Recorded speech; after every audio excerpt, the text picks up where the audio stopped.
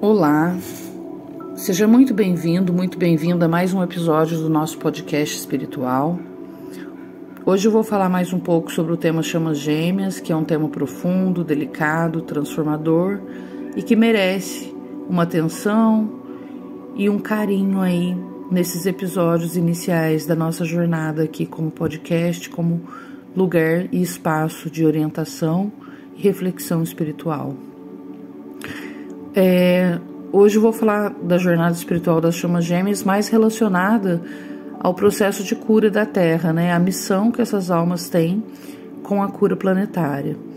Então eu vou falar sobre a missão das almas primordiais encarnadas e como a mediunidade se apresenta aí no caminho de evolução, respeitando aqui as múltiplas formas de fé e a diversidade espiritual de toda a humanidade.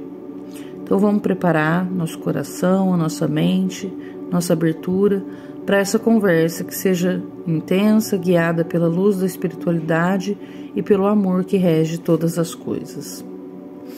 Bom, as almas que vieram ao mundo como chamas gêmeas, como eu falei no vídeo anterior, no episódio anterior, são aquelas que compartilham a mesma origem espiritual e carregam um propósito muito especial. São as almas primordiais, que foram criadas entre as primeiras do universo e que agora estão encarnadas em massa na Terra com essa missão de colaborar na transição planetária, saindo de uma era de provas e expiações para uma era de regeneração, que é a crença da maior parte dos espíritas e espiritualistas, né, que nós estamos vivendo um período de provas e expiações e estamos caminhando para um momento de regeneração da Terra. É claro que isso exige um processo, e para isso existem almas, espíritos encarnados e desencarnados que estão fazendo parte de um trabalho, de uma missão, né, planetária. As chamas gêmeas têm aí, digamos que, um papel muito importante nesse caminho, né, nesse caminhar da humanidade.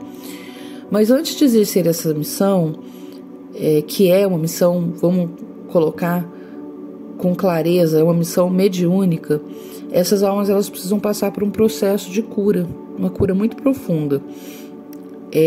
Ela acontece em todos os níveis, espiritual, emocional e ancestral.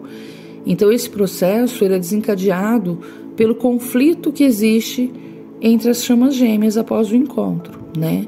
Através do encontro, que é um encontro iluminado, um encontro sagrado, reconhecido, né? Onde duas pessoas realmente conseguem enxergar uma na outra um amor que transcende, uma luz, algo muito iluminado realmente. E aí vem o desencontro, através desse desencontro, os conflitos, né, que levam essas almas aí, uma às vezes de uma forma mais rápida, outra de uma forma mais lenta, mas que vão passar por esse processo de evolução, de cura, de crescimento. Então a separação, que muitas vezes é vista como uma dor insuportável e é algo muito doloroso, né? Mas na verdade é o verdadeiro chamado para a elevação dessas almas. Por quê? Porque geralmente é no sofrimento que a gente busca resposta. É no sofrimento que a gente se abre e se volta mais para Deus, para Jesus, em busca dos nossos caminhos espirituais, dos nossos mentores espirituais, né? De uma guiança para que a gente possa suportar a caminhada. E é aí que se inicia um processo interno de reencontro com a nossa essência divina, que é o caminho de uma chama gêmea, mas que também é a abertura e o exemplo para qualquer alma em evolução, porque todos estamos em evolução, né? E aí é nesse ponto que a mediunidade mais ostensiva, no caso das chamas gêmeas, começa a se manifestar de uma forma mais clara, mais evidente, né? Ela começa a reconhecer melhor através das próprias conexões e orações e contatos que ela vai fazendo com Deus, com seus mentores espirituais, e ela vai tendo essa abertura, esse caminho, reconhecendo esse chamado, né? E caminhando para um lugar, vamos dizer assim, mais sagrado na sua vida. E também, não dizendo que é fácil, é um lugar sagrado de esforço, de luta, de dedicação, né? E é muito importante lembrar aqui que a mediunidade não é a exclusividade de uma religião. Então eu não estou falando aqui da mediunidade que serve ao centro espírita ou ao centro de Umbanda ou ao candomblé de uma forma específica, mas de um dom do espírito, né, que está presente em todas as pessoas. No caso, Allan Kardec foi uma pessoa que estudou esse tema de uma forma mais profunda e tem muita propriedade em explicar, às vezes até de uma forma mais científica, filosófica, né? Então fica mais fácil a gente entender a mediunidade através de um estudo mais sério. Então ele mesmo explica na Codificação Espírita que todos nós somos médiuns em potencial, embora nem todos tenhamos as habilidades plenamente desenvolvidas. Então o desenvolvimento é que depende do caminho, da busca e de onde cada um se encontra, tanto em nível de evolução como em ambiente material também, né? Que tipo de... Independe da religião que a pessoa está exercendo, ela vai ter essa conexão, né? E vai, dentro da linguagem, do ambiente que ela convive e vive, é que vai despertar e mostrar aí seus dons, seus chamados, seus caminhos. O livro dos médiuns, especialmente nos capítulos 15 e 16, traz um estudo profundo sobre as diferentes aptidões mediúnicas, né? E no capítulo 18, o Allan Kardec destaca um ponto essencial, que é o quanto o médium ao longo da história foi confundido com pessoas doentes, desequilibradas. E isso ainda acontece nos dias de hoje em muitas crenças, em muitos ambientes, onde a mediunidade não é reconhecida, não é estudada, não é praticada de forma consciente, né? Então acaba que, por ser uma abertura psíquica e mexer muito com a mente, com as emoções, pode haver aí um desequilíbrio. E se não for algo compreendido, estudado, canalizado, pode ser confundido com questões de saúde mental. E muitas vezes infelizmente, né? E ao longo da história foram muitos os problemas enfrentados por médiuns ostensivos que não tiveram a possibilidade de ter essa mediunidade canalizada, reconhecida, e de saberem, né, de poderem se apropriar do controle e do autocontrole que exige conviver com uma situação mediúnica mais forte. Muitos médiuns foram e ainda são tratados como portadores de distúrbios mentais, quando na verdade só estão vivendo experiências espirituais legítimas, que são reais, mas que não se explica para muitos. Muita gente, por ignorância, por falta de conhecimento, não vai entender, né? Então é muito importante que quem está relacionado aos centros espíritas, às casas de apoio ou alguma vertente religiosa, que se aprofunde no tema, procure entender as experiências espirituais de uma forma mais aberta e que possa contribuir com as pessoas quando estão vivendo esses processos, porque precisam de apoio e muitas vezes não encontram, né? No senso comum, às vezes o que acontece com uma pessoa nesse processo escapa muito à compreensão da maioria das pessoas, porque envolve mundos sutis, realidades não acessadas pelos sentidos comuns. Então são situações que requerem uma atenção maior, estudo maior e especialistas, né? Procurar pessoas, por exemplo, se você vive algo assim, tem conhecimento, vive uma jornada espiritual, vai procurar um psiquiatra, vai procurar uma psicóloga, procure pessoas que conheçam, né, sobre mediunidade. Existem especialistas, existem pessoas que se dedicam a estudar os temas, tanto envolvendo ciência, como religião, como filosofia, e aí você consegue ter um acompanhamento mais profundo, né?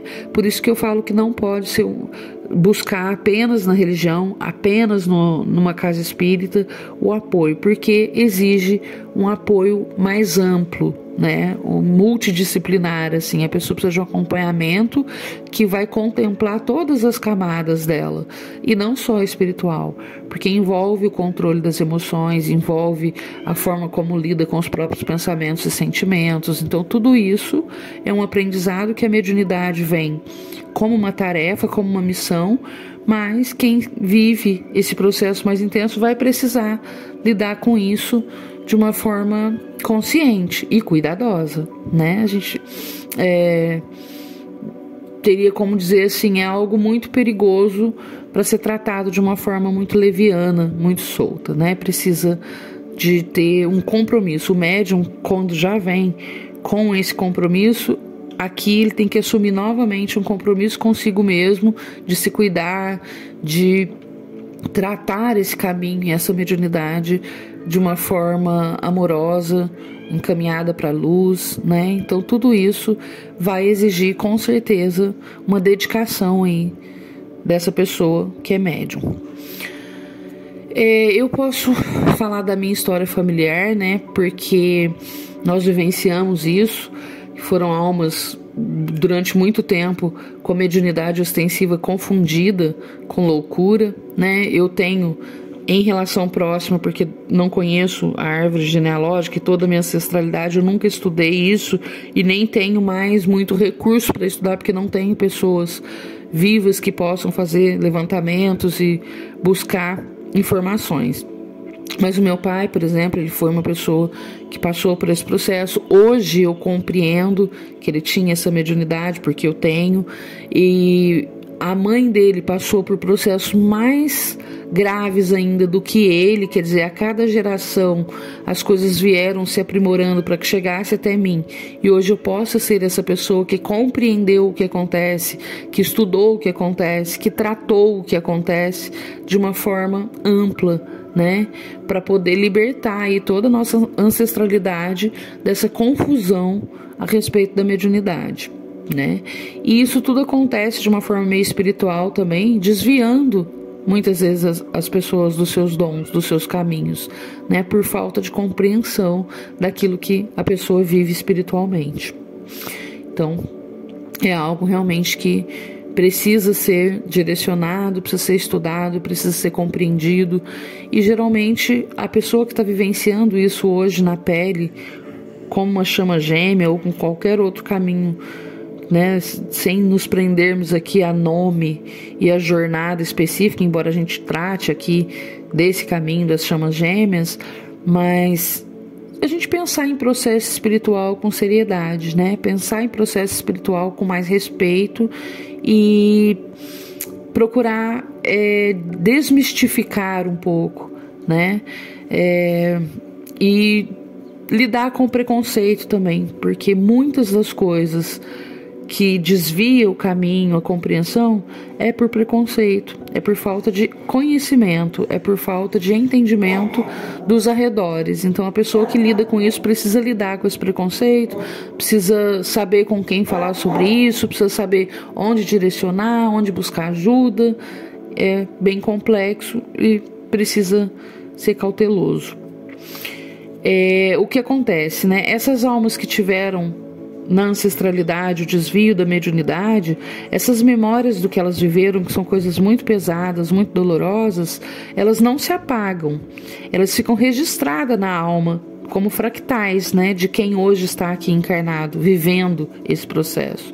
Então são pedaços, fragmentos da dor que se perpetuam de geração após geração. Então imagina, né, se meu pai passou, minha avó passou, o que passaram antes deles, que eu nem sei, e a gente imaginar o quanto de dor existiu até que alguém, nesse momento, né, em algum momento dessa linhagem, estivesse aqui pronto para curar. Então, quanta coisa a gente tem que curar, né? Do que é nosso e do que não é nosso, mas que faz parte da nossa essência.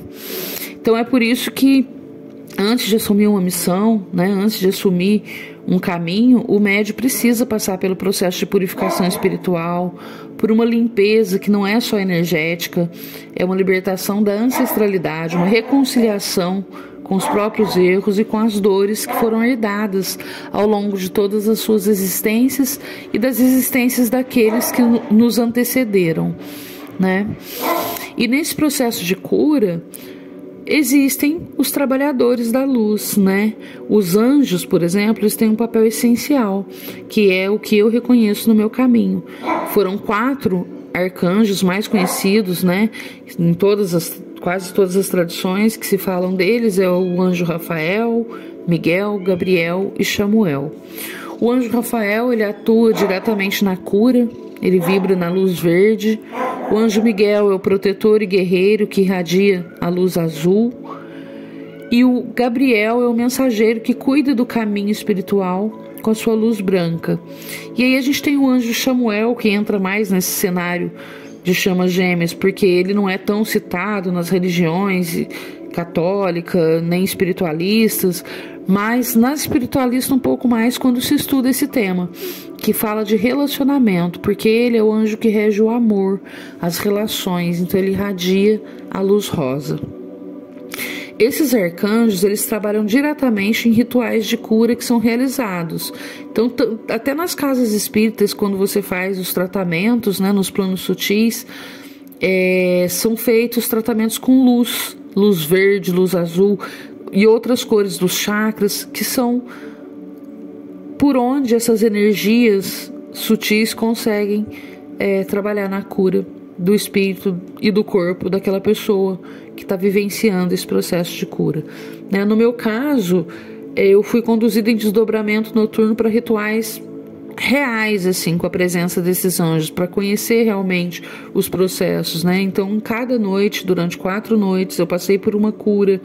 Em cada cura, eu tive uma preparação para viver com mais consciente o processo que eu estava vivendo de despertar, de uma forma bem orientada, realmente, assim, muito abençoada, eu diria, muito privilegiada por conseguir ter esses acessos e essa compreensão dos rituais vividos durante meu momento de sono, durante os meus sonhos, vamos dizer assim.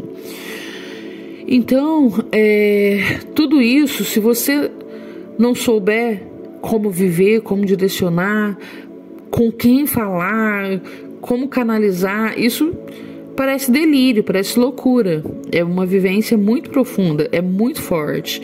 Então, se não tiver preparo e uma certa consciência já, e um cuidado, um conhecimento, sem um amparo espiritual verdadeiro, a mediunidade, quando ela abre, ela pode levar o médium ao desequilíbrio, Então, um médium, ele precisa ser fundamentado em fé, em estudo, equilíbrio emocional, senão ele pode se perder.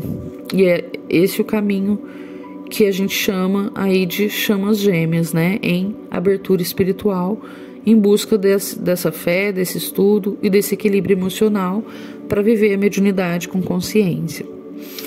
Eu mesma, assim, eu não tive muito apoio e orientação do centro espírita que eu frequentava, mas eu sabia que eu precisava ir e eu sabia que eu estava num caminho espiritual.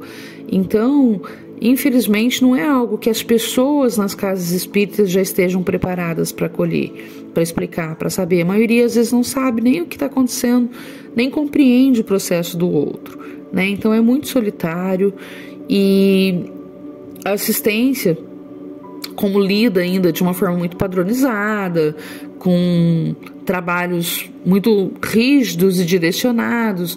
Então, e eles vão trabalhar com o desenvolvimento da mediunidade de uma forma muito demorada, preparando a pessoa através de cursos, primeiro de conhecimentos básicos e, enfim, uma burocracia e uma dificuldade que não acolhe a pessoa que já está vivendo um processo intenso, E o mesmo acontece com outras práticas religiosas, talvez até de forma mais intensa ainda, por causa do conservadorismo, das tradições. Então, não existe esse olhar para a evolução e atualização necessária para as questões que estão acontecendo nessa era, nesse momento do planeta, A gente depende muito de pessoas e muitas vezes as pessoas não estão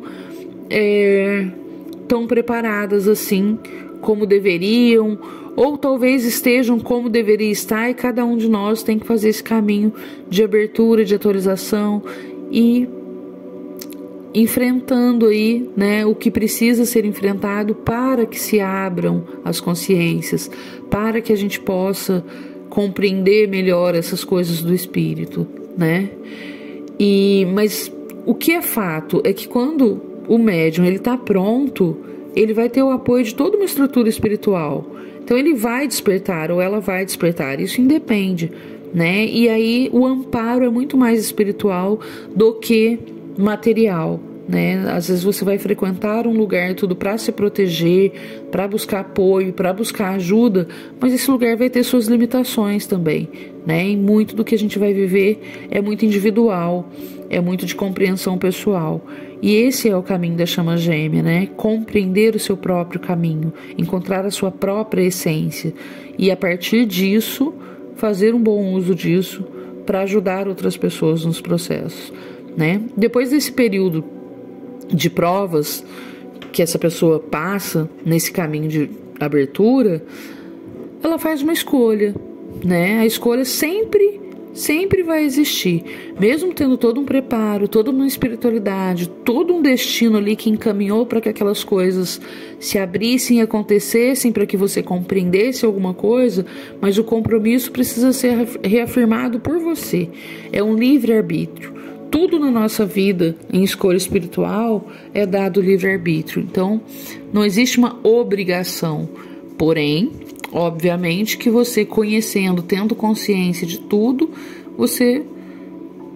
o ideal, né, vamos dizer assim, o caminho é que você escolha aquilo que é melhor para o espírito, aquilo que é para o bem, né? Muitas vezes essa escolha é feita quando as chamas gêmeas estão separadas, que é quando a verdadeira missão da alma, né, aparece aí, que não é uma missão com aquela pessoa, é uma missão com Jesus. E aí o amor entre as chamas gêmeas, por mais forte e puro que ele pareça, ou que ele seja realmente, ele não pode estar acima de um compromisso com Deus, de um compromisso com Jesus. Então é um amor que fortalece a jornada, mas não substitui, né? E muitas vezes esse conflito, essa dificuldade, leva a pessoa a estar num momento de revolta, né? E de repente ela rompe ou quer romper um caminho com Jesus por conta da não entrega aí do desejo, do que ela queria que se realizasse em matéria com amor. E aí é o que eu falei, é a escolha, né? Ou por um outro lado ela vai escolher, não, eu compreendo, né, esse caminho, eu escolho seguir com Jesus, independentemente do caminho que essa relação tão forte, tão intensa possa ter, entrego na mão de Deus e de Jesus, né? E sigo com fé, com amor, com luz, sem me deixar aí levar pela revolta, pelo ódio, pela raiva, pelo ranço das situações que possam ser geradas quando a gente é frustrado, né? Quando naquilo que existe a separação, onde você queria união, vamos dizer assim. Então essas almas, que são as chamas gêmeas, encarnadas com dons muito específicos, como da psicografia, clarividência, psicofonia, muitas vezes pode acontecer, inclusive todas em uma pessoa só, são os médiuns especiais, né? E eles estão codificados na doutrina espírita também por Kardec, eu volto a dizer, pela doutrina espírita, mas sem me prender a ela, mas porque Kardec foi quem estudou esses temas de forma mais profunda, e ele descreve, né, esses médiuns especiais. E aí, no Apocalipse também, Jesus, ele apontou que haveriam os 144 mil que viriam ajudar na regeneração do planeta. Então são essas almas que são as chamadas chamas gêmeas e que estão aqui com uma missão muito maior de contribuir e crescer e evoluir junto com o planeta Terra para uma nova era, para uma era de mais amor, de mais luz, de mais compreensão da vida e de mais consciência. E o Brasil, ele é um dos principais lugares onde essas almas estão reunidas, embora elas estejam em todo o planeta, né? Inclusive na França também tem bastante, que é o berço do espiritismo, onde essas visões, né, digamos assim, são amplamente amparadas, então, e estão aqui para atualizar a doutrina, para esclarecer, para acolher, para canalizar mensagens, para curar. Então, tem muita gente nesse caminho aí, em vários lugares do mundo, falando de amor, falando de luz e procurando compreender os processos da vida, né, e os direcionamentos das almas nesse caminho, nessa era planetária.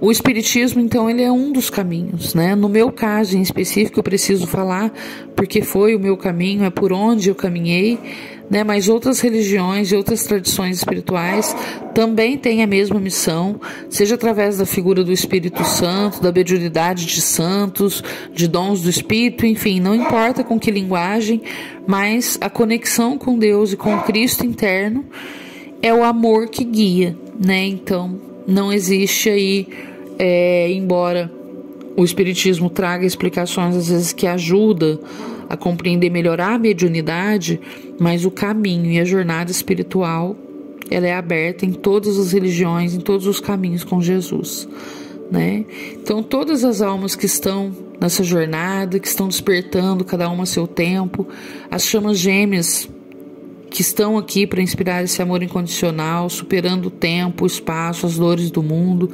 né? E enfrentando essa verdadeira missão. Lembrar quem somos, curar, amar, servir e seguirmos firmes no caminho da luz. Mesmo quando as noites parecem longas, né? Que os enfrentamentos também são uma realidade da qual a gente não tem como fugir, mas a luz sempre vence. E é esse o caminho. Então, se você também se sente dentro desse contexto, vivendo coisas relacionadas a tudo que eu tenho trazido aqui, você saiba que não está sozinho, não está sozinha, e você está vivendo e faz parte de um chamado bonito, um chamado de ajuda para curar o planeta, né? Para estudar e se estudar e refletir e construir aí um mundo melhor, que é o desejo de todos nós, né? E principalmente é o desejo do Pai maior para a humanidade. Então a gente se encontra no próximo episódio. Obrigada a quem ficou por aqui, ouviu até aqui, e que a gente possa continuar refletindo juntos e caminhando juntos nesse espaço de amor, de luz e de fé. Que assim seja, fiquem todos com Deus e até o próximo.